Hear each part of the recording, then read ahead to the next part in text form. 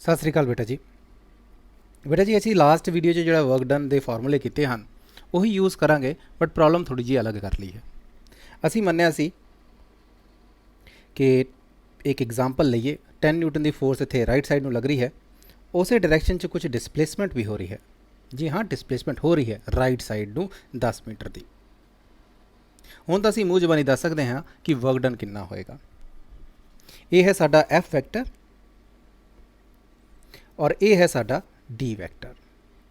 ये जोड़ा है एफ वैक्टर है और ये जोड़ा है डी वैक्टर है। उसका मैग्नीट्यूड कितना है 10 है दोवां दा, न्यूटन ते मीटर का। हुण इहदा वर्क डन असी कढ़ चुके हैं, 100 जूल्स का निकलेगा। 10 × 10 हो जाएगा, कॉस थीटा कॉस 0 पै जाएगा क्योंकि इको ही डायरैक्शन च है। ये चीज़ असी मनते हैं, सानू पता है, कर चुके हैं। हुण की हुंदा है, तुहाडा दोस्त जिहड़ा है वो 50 नूं इस तो अद्धा जिहा वैक्टर बनावां मैं 5 न्यूटन की फोर्स लाना शुरू कर दिंदा है। हुण क्या ये भी काम कर रहा है? देखते हाँ। असी फॉर्मूले ते चल जाना है। मान लो इनू मैं ना दे दिंदा हाँ फोर्स इन राइट साइड में जी लग रही है। इनू मैं करना फोर्स जी लैफ्ट में लग रही है ना। लैफ्ट राइट कर लिया जिदा समझ आए। वैसे F1 F2 ला सकते हो जिदा तुहाडी मर्जी। So let's calculate the work done by both the forces. देखते हैं वर्क डन बाय यू और जो राइट च फोर्स ला रहा है एफ आर जी फोर्स लगती पई है।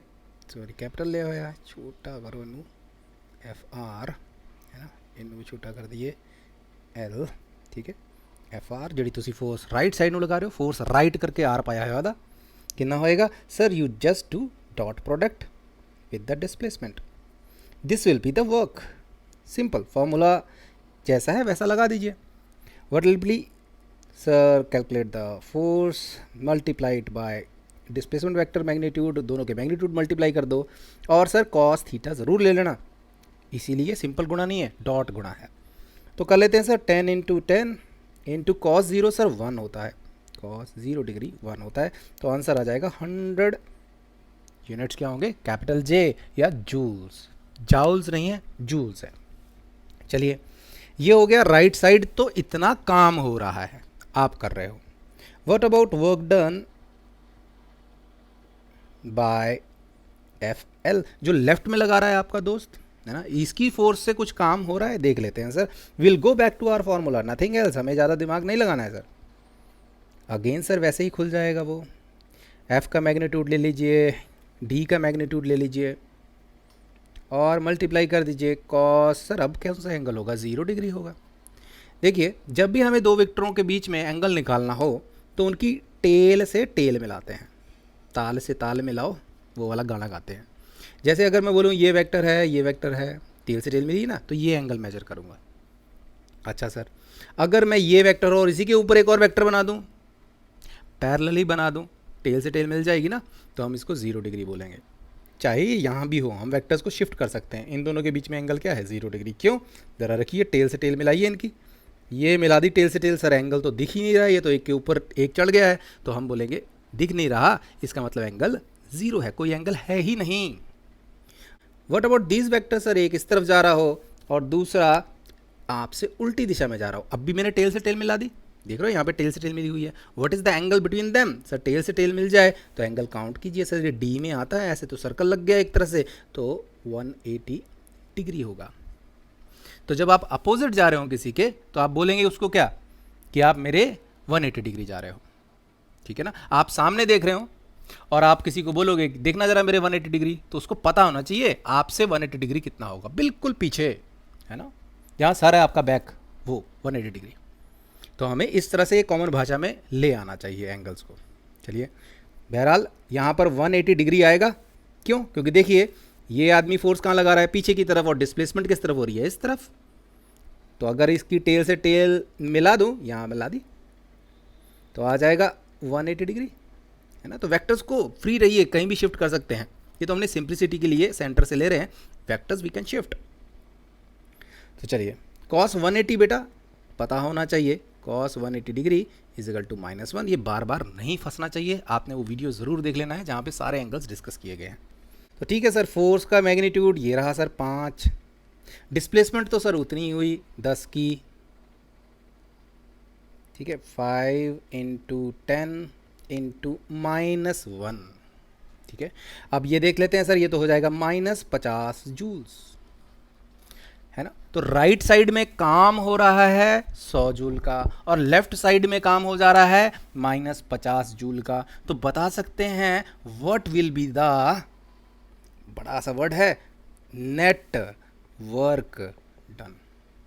अरे नेट नेट कितना हुआ, 100 रुपये दिए, 50 माइनस कर दो तो रह कितने गए, 50 रह गए। तो उसी तरह से अगर मैं नेट वर्क डन कैलकुलेट करना हो तो what will be the work net. Net कैसे पता लगेगा सर हमें, आप दोनों वर्क्स को ऐड कर दीजिए। Sir what will be the work by right side वाला, ऐड कर दीजिए work done by left side वाला, ऐड कर दीजिए। सर वर्ड जो राइट साइड कर रहा है वो आ रहा है 100 जूल्स का, और ऐड कर देता हूँ सर लेफ्ट का सर -50, ठीक है ना। खुद से ही बीच में साइन नेगेटिव नहीं लगाना है, हमें तो ऐड कर देना है ना, आप बताओ, है ना। तो माइनस तो खुद ही हो जाएगा, ये प्लस माइनस बाहर निकल के क्या हो जाएगा 50 जूल्स। इतना ही तो काम हुआ। यानी कि अगर इस एग्जाम्पल को समझें, एक साइकिल की तरह लें, तो मैं 10 न्यूटन से इसकी एनर्जी बढ़ाने की कोशिश कर रहा हूं, और जो लेफ्ट वाला आदमी है ये इसकी एनर्जी घटाने की कोशिश कर रहा है। मैं पॉजिटिव काम कर रहा हूं, एनर्जी बढ़ा रहा हूं, ये नेगेटिव काम कर रहा है, एनर्जी घटा रहा है। समझ गए इस तरह से। Sir is there any way, इतना सोचना पड़ेगा हमें आना तो चाहिए, क्योंकि हमसे पूछा जा सकता है।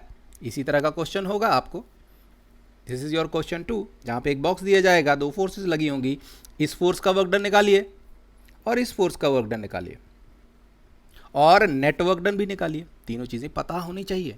But is there any short way to calculate directly work net. Sir ये नेट सुना है मैंने, ओहो F net, let's see that then. Sir आप क्वेश्चन दोबारा डालना। सर ये फोर्स थी, ये बॉक्स था सॉरी, और ये थी 10 न्यूटन की फोर्स, और उस दिशा में लग रही है 5 न्यूटन की, है ना। What is the net force, निकाल सकते हैं कि नहीं निकाल सकते। एक फोर्स को पॉजिटिव मान लीजिए, सिंपल लाइन में होता तो कोई प्रॉब्लम ही नहीं है।